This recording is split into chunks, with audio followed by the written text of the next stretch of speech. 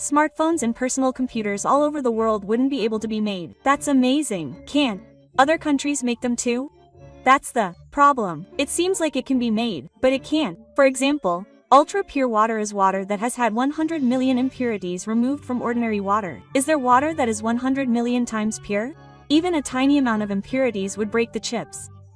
And Japanese companies are the only ones in the world that can stably make this ultra-pure water. I see.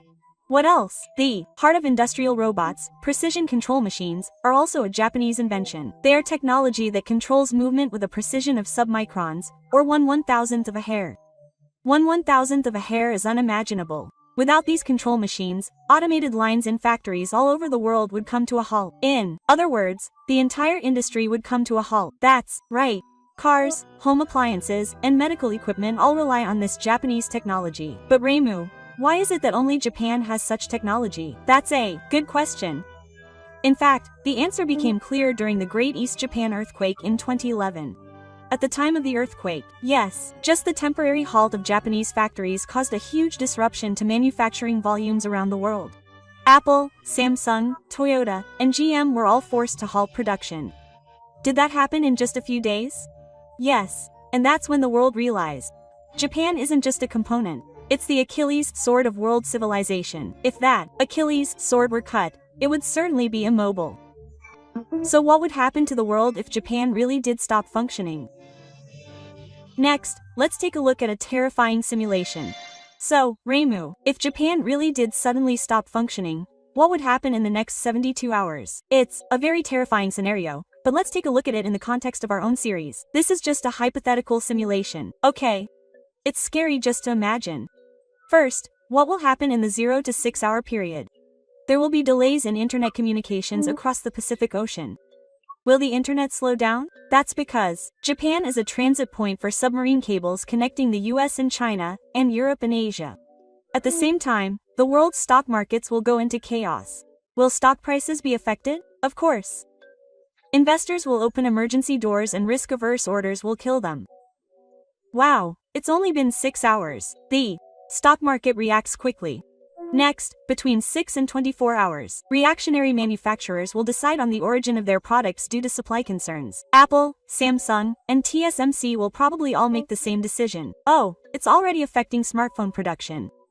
If the supply of parts from Japan stops, most companies will have no choice but to look for new products, but the quality cannot be guaranteed. Shipping routes will also be in chaos. Since Japan, which was a major logistics port for the Pacific Ocean, cannot be used, all ship routes will have to be changed. Even logistics are more complicated than expected.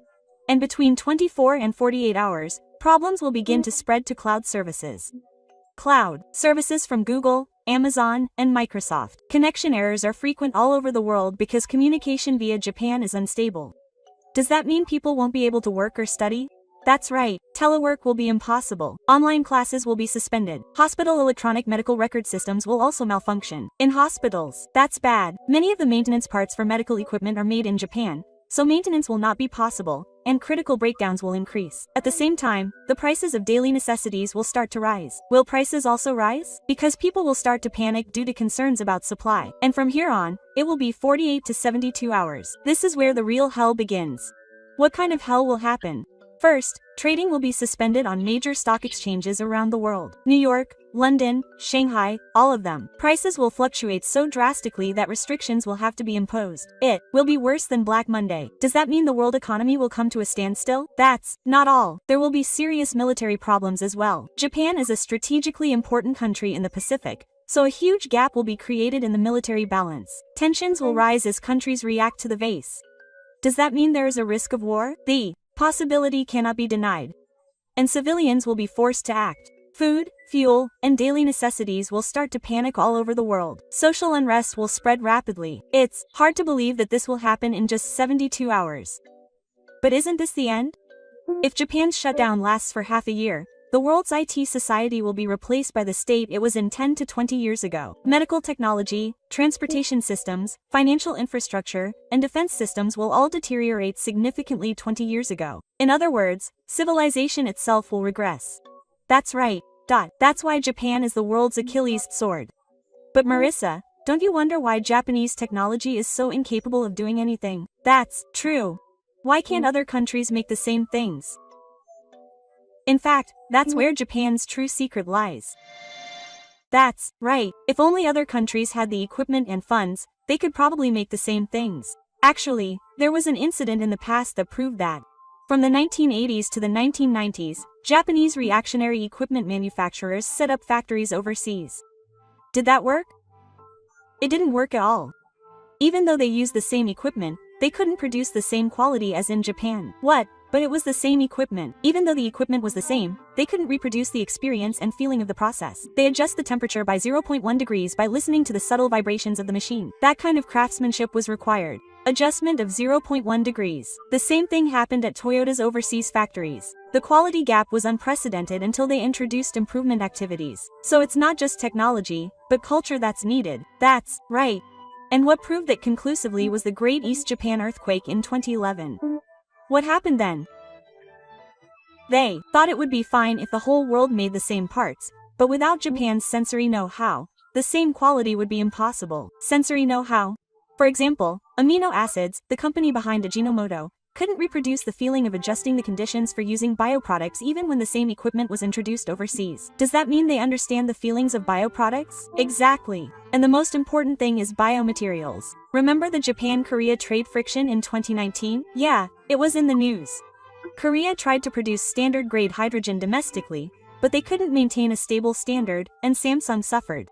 Did it have that much of an impact? Standard-grade hydrogen is a special gas that can't be stored for long periods. Its quality continues to change from the moment it's made. The same goes for ultra-pure hydrogen, which requires many years of experience to manage the final process. It's a technique that can't be explained in a manual, huh? But why do only Japanese people have such a sense? There's a deep cultural background to it. The spirit of Motainai from the Edo period is directly connected to the present day. The Motainai spirit, firework craftsmen and shogaku made the most of limited resources. That's directly connected to the precision processing technology of the post-war period.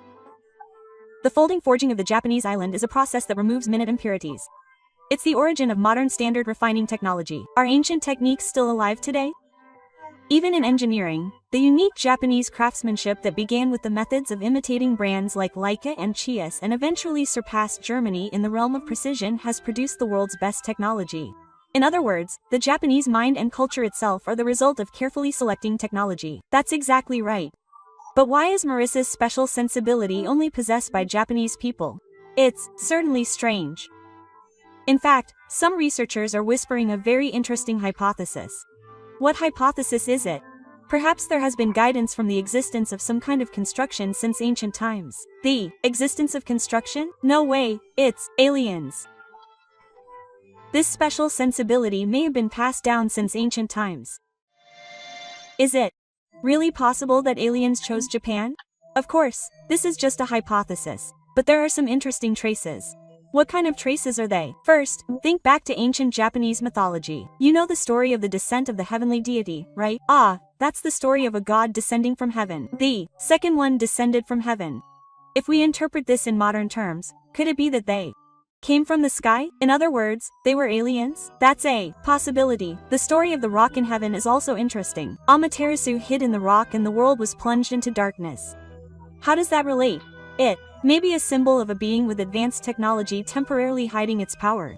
And then there's Kagayahime in the bamboo tale. She's clearly depicted as a moon deceased. She certainly does return to the moon in the end. What these myths have in common is that they are beings who came from the sky. That's too much to be a coincidence. But what's special about Japan is that it doesn't just end as a myth. The ancient sensibility to sense the invisible is directly linked to modern technology. Sensing the invisible. For example, the concept of normality of penetration, detecting invisible impurities and purifying them. Isn't this essentially the same idea as the production of modern ultra-pure and semi-purified materials? Now that you mention it, it's certainly similar. The same goes for Goichi in Sakudo, sensing the subtle changes at that moment and creating the optimal state. This is what leads to modern technology for handling biological materials. I see, so that kind of perfection has existed since ancient times. And now for the important part. Some researchers have come up with this hypothesis. What kind of hypothesis is it? For aliens, Japan may be the switch for Earth's civilization. It's an important base that can control Earth's technological civilization, So it's possible that they have received special guidance since ancient times. So that's why Japan is the only country with special technology. That's right. In fact, it's said that the US National Security Agency and the CIA are also investigating this possibility. This is said to have been revealed by a certain government official on condition of anonymity. Why is the CIA hiding it? If Japan really is a special base for aliens, that information would be important enough to be considered a state secret. Making Japan an enemy is the same as making aliens an enemy. We can't take such a risk. That would certainly be too scary. So while it's officially treated as Japan's technological prowess, behind the scenes it's viewed with caution as a continuation of alien technology. Is that why the world continues to rely on Japan? That's right. And if this hypothesis is correct, then Japan stopping would be a breach of contract with the aliens. Earth's civilization itself could be put at risk. So in a sense, if Japan were to stop, the world would collapse in 72 hours, which is according to plan. Maybe, but Marissa, this is just a hypothesis. What's important is that Japan is actually the world's lifeline, and that we understand our responsibility for that. It's true that, regardless of the truth, Japanese technology supports the world. So, next, let's think about how we can fulfill this important role. So, Reimu, what on earth should we do? First, we need to understand that Japan is the world's lifeline. Lifeline, huh? Even as discussions of decentralization progress, the last 1% of quality is within Japan's purview. Recognizing the weight of this responsibility is the first step. What exactly does responsibility mean? Let's think about it in 3 levels. First, there may be things that can be done at the national and industrial levels. National level, huh? What do you mean? We could consider initiatives, such as increasing investment in basic technologies, reviewing the treatment of craftsmen and engineers, and further strengthening disaster recovery systems. I see. That's a broad perspective. Next, there may be things that can be done at the corporate level. It may be important to create a system for passing on technology, consider risk diversification, and establish recovery systems. Companies have a lot to think about. And the most important thing is for us, the citizens, to take action. Is there something we can do? Of course, we can start from our own surroundings. First of all, especially when it comes to precision machinery, we should choose Japanese-made products. I think it's important to have a desire to support Japanese technology. In addition to that, we Japanese people should first take an interest in science and technology and support local manufacturing. I think I can do that too. It's also important to pay attention to the history of the work of engineers. Craftsmen's skills take a long time to develop, so if we don't start developing human resources now, we won't be able to keep up. It's true that the number of engineers doesn't increase suddenly, and it's also important to bridge new areas. Quantum computers, AI, space development. In these fields, the Japanese style of beauty and stability is key. So, Japanese technology will be necessary in the future? That's right, but the most important thing is a change in consciousness. It's about being aware on a daily basis that we are the last bastion of world civilization. The last bastion, huh? That's a heavy responsibility, but at the same time, it's also a great source of pride. And there's an important message.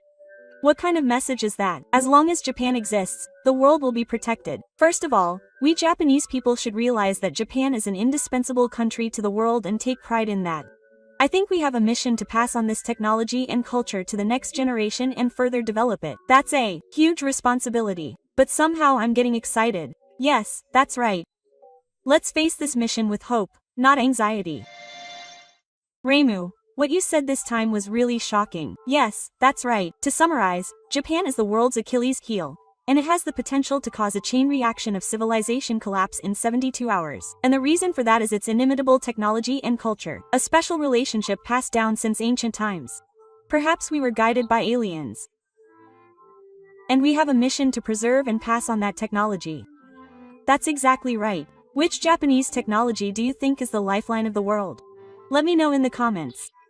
Also, which ancient traditions do you feel are traces of alien intervention? That's something I'm curious about too. I look forward to hearing your thoughts. Hey, Reimu, are there any other prophecies that interest you? Well, there are many mysterious prophecies left in the world. Next time, I'll take you on a journey into the mysterious world of prophecies. This channel will provide insights into the world's mysterious prophecies, so if you want to know about the thrilling secrets of the world and the future, please subscribe to the channel.